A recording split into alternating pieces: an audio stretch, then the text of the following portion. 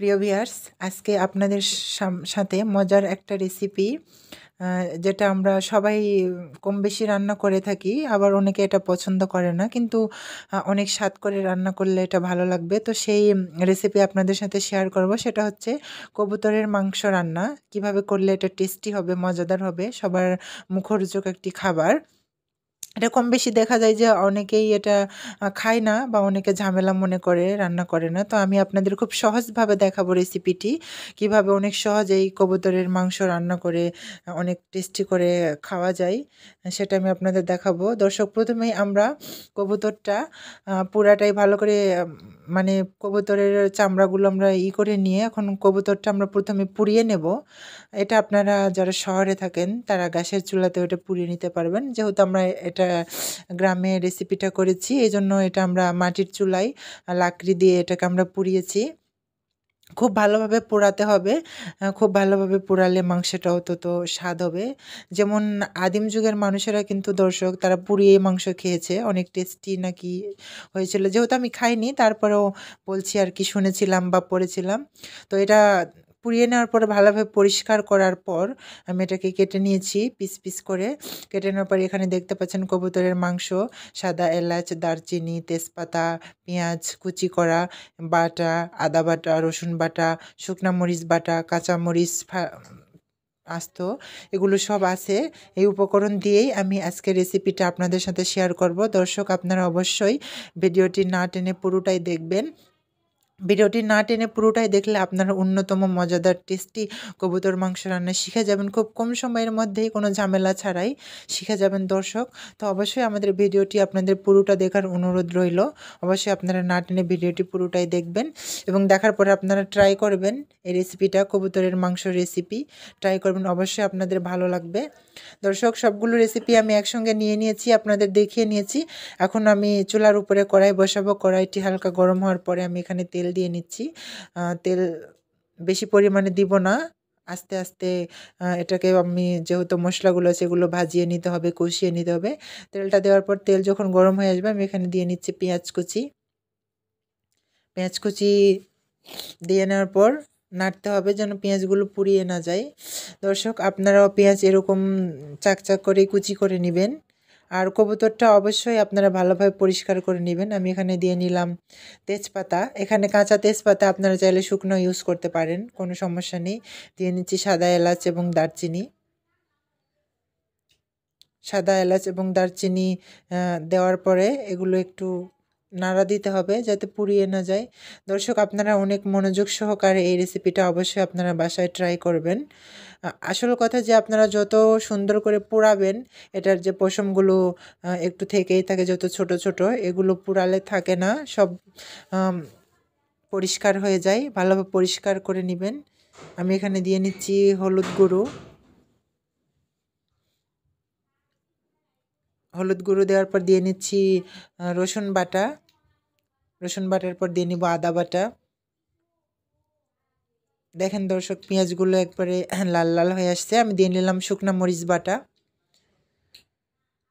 শুকনা মরিচ বাটা দেওয়ার পর আবারও এই মশলাগুলো সবগুলো ভালোভাবে মিশিয়ে নিতে হবে যাতে পুড়িয়ে না যায়। অনেক সুন্দর করে সবগুলো মিশিয়ে নিতে হবে। দর্শক, মশলাগুলো যত সুন্দর করে আপনারা মিশাতে পারবেন আপনাদের রেসিপিটা ততটাই ভালো হবে। দিয়ে নিচ্ছি আমি এখানে জিরা বাটা।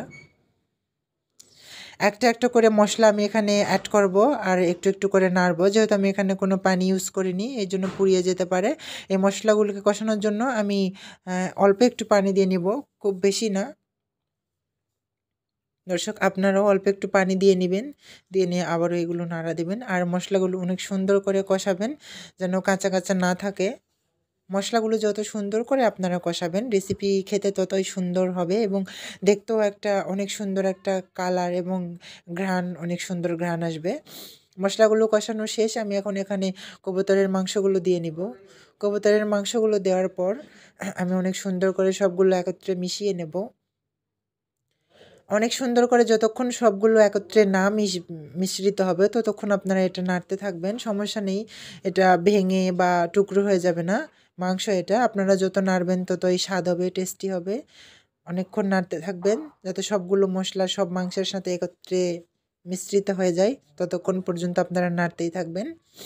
আর এই ক্ষেত্রে চুলার পরিমাণটা বাড়াবেন না ও কমাবেন না, আগে যে পরিমাণ ছিল সেই পরিমাণে আমি এখানে দিয়ে নিব স্বাদমতো লবণ। যে পরিমাণে আপনারা লবণ খেতে পছন্দ করেন আপনাদের স্বাদ অনুযায়ী এখানে লবণ ইউজ করবেন। আমি তারপর দিয়ে নিলাম কাঁচামরিচ আস্ত, এখানে ফালি করা না, আস্ত কাঁচামরিচ দিয়ে নিলাম। আবারও ভালো করে মিশিয়ে নিচ্ছি সবগুলো। দর্শক আমি কিন্তু এখানে নতুন করে আর কোনো পানি অ্যাড করিনি। আমি মশলা কষানোর যে পানি দিয়েছিলাম এবং মাংস দেওয়ার পর যে পানিগুলো বের হয়েছে সেটা দিয়ে কিন্তু আমি এখন মাংসগুলো কষিয়ে নিচ্ছি। আর বাকিটা যখন ঝোল রাখবো তার জন্য পানি দিয়ে নিব, এখন না, এগুলো আগে এই পানিতেই ভালো করে কষিয়ে নিতে হবে। আস্তে আস্তে সুন্দর করে কষিয়ে নিতে হবে যাতে পুড়িয়ে না যায়, অবশ্যই সেটা খেয়াল রাখতে হবে দর্শক। অনেক সুন্দর হবে রেসিপিটা, অবশ্যই দেখেন এখনই অনেক সুন্দর একটা ঘ্রাণ আসছে, মনে হচ্ছে যে রেসিপিটা এখনই হয়ে গেছে, কিন্তু না, আমরা সবেমাত্র রেসিপিটা কষিয়ে নিচ্ছি। কষিয়ে নেওয়ার পর এটাকে সিদ্ধ এবং ঝোল রাখার জন্য বাকি পানি আমরা দিয়ে নিব, কিন্তু এখন না, সুন্দর করে আগে এটাকে নাড়িয়ে যখন দেখব যে একদম পানি শুকিয়ে গেছে দর্শক, এখন আমরা 1 কাপ পরিমাণ পানি দিয়েছি,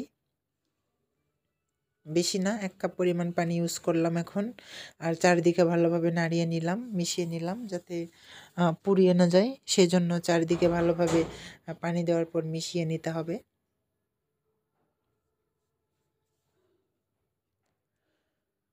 দর্শক অবশ্যই আপনারা এটা বাসায় ট্রাই করবেন, যারা বিশেষ করে যাদের মন চায় যে আমরা কবুতরের মাংস খাই কিন্তু অনেক ঝামেলা, বা অনেকে আছে যে আমরা রান্না করতে পারি না, কিভাবে রান্না করলে এটা টেস্টি হবে, মজাদার হবে, সেটা হয়তো আমরা অনেকে জানি না। এই জন্য আমাদের এই আজকের ভিডিওটি আপনাদের জন্য দর্শক। যারা পারে খায় তারাও, কারণ তারা হয়তো এরকমভাবে রান্না করে না। বিভিন্ন লোক বিভিন্ন রকমের রান্না করে। তো আপনারা আমাদের এই ভিডিওটা ফলো করে এভাবে রান্না করবেন, দেখবেন যে অনেক সুস্বাদু, ঝামেলা ছাড়াই মজাদার একটা রেসিপি। আপনারা খুব সহজে এটা রান্না করতে পারবেন। অনেক সুন্দর লাগবে দর্শক। আমি এখানে আরও 2 কাপ পানি দিয়ে নিলাম। এখানে এখন আমি আর পানি অ্যাড করব না। এই পানিতেই আমার মাংসগুলো কষানো এবং যে পরিমাণ ঝোল রাখবো তাতেই হয়ে যাবে। আমি পানি দেওয়ার পর আমি ভালোভাবে চারিদিকে আমি যেগুলো মসলা ছড়িয়ে ছিটিয়ে আছে সেগুলো ভালোভাবে মিশিয়ে নিচ্ছি। ভালোভাবে দর্শক দেখেন পানি অ্যাড করার পর কালারটা এত সুন্দর একটা কালার আসছে এবং অনেক সুন্দর একটা ফ্লেভার আসছে। খুব সুন্দর লাগতেছে দর্শক দেখতে। আমি কিন্তু বেশি তেল ইউজ করিনি। কবুতরের মাংসতে অনেক তেল ছিল। এজন্য আরকি আপনারা মনে হচ্ছে যে না, বেশি তেল ইউজ করছে, আসলেই না। খুব কম তেল ইউজ করছি। আমি কিন্তু পরে আর তেল দিই নাই। এটাকে সিদ্ধ হওয়ার জন্য ঢেকে দিচ্ছি। ৩০ মিনিট এটাকে জাল করতে হবে। কারণ কবুতরের মাংস সিদ্ধ হতে অনেক সময় লাগে। কিন্তু চুলার আঁচের পরিমাণটা একটু কমাবেন। কারণ বেশি যদি দিয়ে রাখেন তাতে পানি আগেভাগে শুকিয়ে যাবে আর পরে এটা সিদ্ধ হবে না। এজন্য একটু আঁচ কমায়ে আস্তে আস্তে জাল দিবেন। আস্তে আস্তে সিদ্ধ হলে রেসিপিটা খেতে ভালো লাগবে। অনেক সুন্দর রেসিপি দর্শক। দেখেন রান্না হয়ে গেছে, আমি চুলা থেকে নামিয়ে নিয়েছি। দর্শক দেখেন এত সুন্দর একটা কালার, ঠিক যেন আম এক্কেবারে জিভে জল আসার মতো একটা রেসিপি। অবশ্যই এটা আপনারা বাসায় ট্রাই করবেন। আর আমাদের ভিডিওটি একবার না দেখে বুঝতে না পারলে, যদি বুঝতে না পারেন, বারবার দেখবেন, অবশ্যই কমেন্টস করবেন যে আমাদের রেসিপিগুলো আপনাদের কেমন লাগে।